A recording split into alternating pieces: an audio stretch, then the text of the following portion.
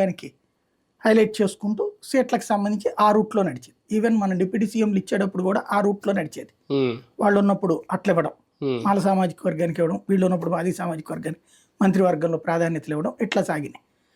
అయితే ఎప్పుడైతే 2004 తర్వాత ఇక ఈ అంశం ముగిసిపోయిన అధ్యాయం అని అనుకున్నారు. ఈవెన్ ఇక వాళ్ళు కూడా ఒక రకంగా నీరసించారు. బట్ నీరసించకుండా ఎప్పటికప్పుడు యాక్టివ్ చేసే ప్రయత్నం చేసుకొచ్చింది మందకృష్ణమాది. సీరియస్ ఎఫర్ట్ పెట్టుకుంటూ వచ్చింది. మందకృష్ణమాదిగా తన ప్రయత్నం కొనసాగిస్తూనే ఉన్నాడు. తెలంగాణ ఉద్యమం టైంలోనూ గొడవ చేశాడు. అంతా నడిచింది. 2014 తర్వాత ఒక పెద్ద సమస్య ఈ ఉద్యమానికి వచ్చింది. ఈ 2004 తర్వాత ఈ తెలంగాణ ఆంధ్ర ఉద్యమాల్లో ఇద్దరు చెరొక వైపు నుంచి ఉన్నారు. మాది సామాజిక వర్గం, మాల సామాజిక వర్గం, రెండు వాటిల్లో పోరాటాలు. అసలు అంశం పక్కెళ్ళిపోయింది, వర్గీకరణ అంశం పక్కెళ్ళిపోయి ఈ ఉద్యమాలలో వీళ్ళ పాత్ర ఇటువైపుకి డైవర్ట్ అయిపోయింది. కాబట్టి ఇక ఆ టైంలో ఈ కాన్సెప్ట్ పెద్దగా లేదు.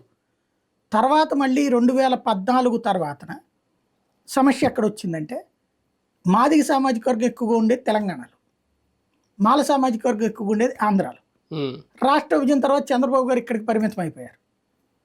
ఇక్కడ మరి వీళ్ళు అందుకని ఎంఆర్పిఎస్ని ఎంకరేజ్ చేయలే పెద్దగా. అదే సందర్భంలో అక్కడ వాళ్ళు ఎంకరేజ్ చేయాలి. ఎందుకంటే అక్కడేమో కేసీఆర్ ఈయన్ని పక్కన పెట్టి వేరే మిగతా నాయకులు పెట్టి ముందు